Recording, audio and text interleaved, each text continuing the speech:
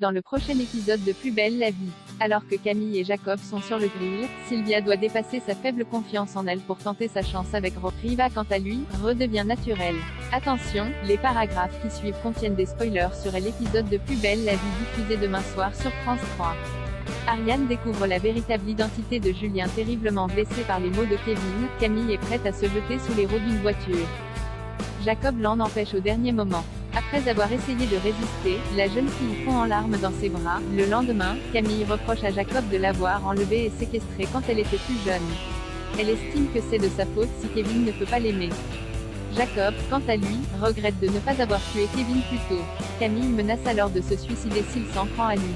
À bout, Jacob la frappe et l'assomme sur le cou. De son côté, Kevin conseille à Emma et Baptiste de prendre leur distance avec Camille à cause de l'enquête en cours. Il n'en dit pas plus. Il les prévient également qu'il compte partir faire une randonnée. Pendant ce temps, Ariane et Mathieu continuent leur enquête sur Joseph Kovacs.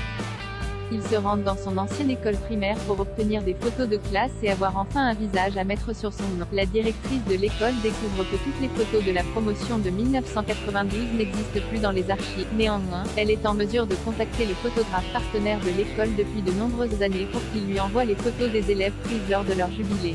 Reparti avec un portrait de Joseph Kovacs à l'âge de 10 ans, Ariane et Mathieu attendent les résultats d'un logiciel vieillissant. Lorsque ces derniers tombent, le visage de celui qu'Ariane connaît sous le nom de Julien apparaît. Gabriel met les points sur les i avant de partir à Skoto. Kylian et Lola prennent soin d'éviter Gabriel.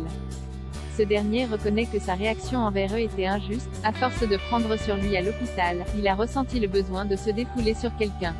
Thomas lui fait bien comprendre que ce genre de comportement est inacceptable au sein de leur famille. À Marseille-Est, Gabriel confronte Jeanne et Léa au sujet de leur pari.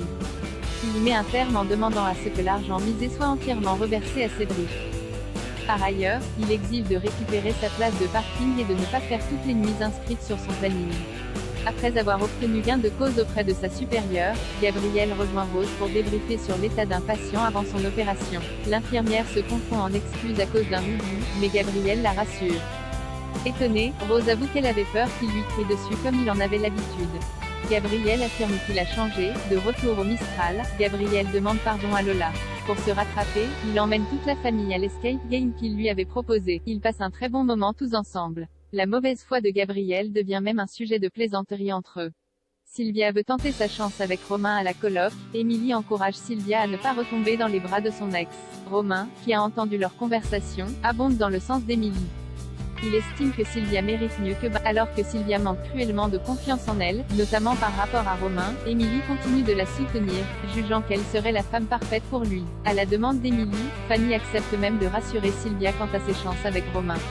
Elle assure qu'elle serait ravie de les voir ensemble, afin de savoir si elle plaît physiquement à son colocataire. Sylvia lui demande son avis sur la nécessité de recourir à de la chirurgie esthétique pour son visage. Romain l'observe attentivement, puis déclare qu'elle est parfaite telle qu'elle est.